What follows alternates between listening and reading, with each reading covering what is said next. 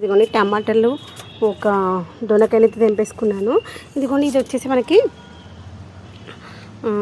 సీతాఫలం ఉంటుంది కదా, చిత్పల చెట్టు, ఆ చిత్పల చెట్టు అనమాట.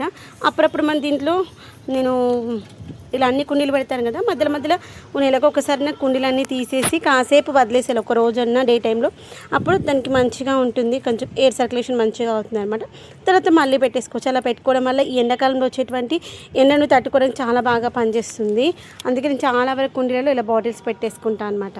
ఇంకోండి నిన్న నేను బియ్యము, జొన్నలని ఆరబోసాను కదా, కొన్ని ఇక్కడ వదిలేసి వెళ్ళిపోతాను, పాపం పక్షులు తినేస్తాయి కదా అనేసి. ఇదిగోండి నేను ఇప్పుడు మిద్దె తోటలకైతే వచ్చేసాను కదా, పైకి వచ్చేటప్పుడే మన దేవుడు పెట్టిన పువ్వులు, కిచెన్ వేస్ట్ తీసుకొచ్చేస్తాను. దాంతోపాటు ఉల్లిగడ్డ పొట్టు, ఎల్లిగడ్డ పొట్టు కూడా తీసుకొచ్చేస్తాను.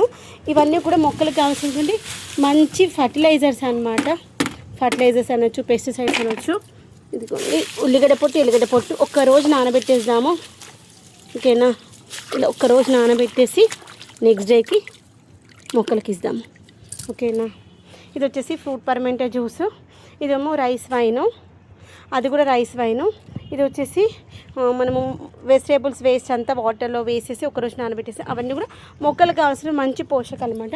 ఇదిగోండి నేను కిందికి వచ్చేటప్పుడు తీసుకొచ్చాను కదా పువ్వులు, సాయంత్రం వరకు పువ్వులు ఇవన్నీ ఆరబోసేసాను అనుకోండి, సాయంత్రం వరకు మంచిగా ఆరిపోతాయి. మధ్యలో ఏ కూరగాయలు తెచ్చినా అసలు తినబుద్ధి అయితే చిక్కుడుకాయ, గోకరకాయ, ఇవైతే బీన్స్, బీరకాయలు, సోరకాయలు ఏవి తెచ్చి తినబుద్ధి కావట్లేదు. అన్ని కూరగాయలు అయితే కొన్ని వండి పాడేసా, కొన్ని వండకుండా అది తినట్లే చేయట్లేదు, ఎందుకంటే పక్కన పెట్టేసా. కొన్ని కంకులు కూడా తీసుకొచ్చాను, మనం కట్టెల పొయ్యి ఇట్లా పెట్టుకున్నప్పుడు వాడుకోవచ్చు. ఇలా కాసేపు ఆరబోసాము. ఇలా ఆరబోసినటువంటి కిచెన్ వేస్ట్ అనమాట ఇవన్నీ. ఒక 2 రోజుల తర్వాత మొక్కలు అయితే పెట్టేసుకుందాము.